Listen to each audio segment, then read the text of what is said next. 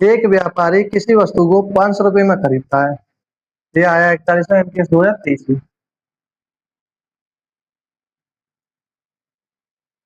एक व्यापारी किसी वस्तु 500 रुपए में खरीदता है, उसका अंकित मूल्य क्रय मूल्य से 40% अधिक रखता है और 10% की देता है छूट। तो वस्तु का क्रय मूल्य ज्ञात कीजिए।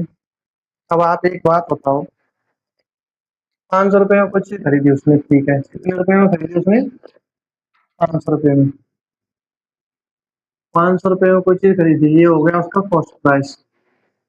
और 500 रुपए पर 40% अधिक रखता है, यानी कॉस्ट प्राइस को उसने 40% अंकित मूल्य अधिक किया। अंकित मूल्य क्या होता है ये मैं आपको बता चुका हूँ, फिर से रिपीट कर देता हूँ। अंकित मूल्य वो जिसे विक्रेता खुद डिसाइड करता है। 500 रुपए में खरीदी है, वो 40% बढ़ा के बेचना चाहता है, ठीक है। तो 500 का 40% बढ़ा के 40% की फ्लेक्सिबल वैल्यू कितनी होती है?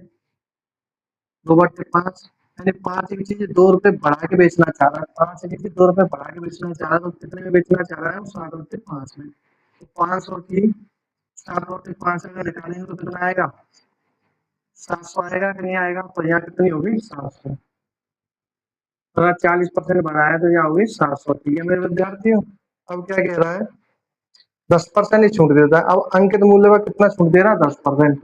और यहाँ जो छूट जो दे रहा है ये 10% की, तो 700 का 10% कितना होगा? 70। और 700 में 70 गए तो कितने बजे? 630।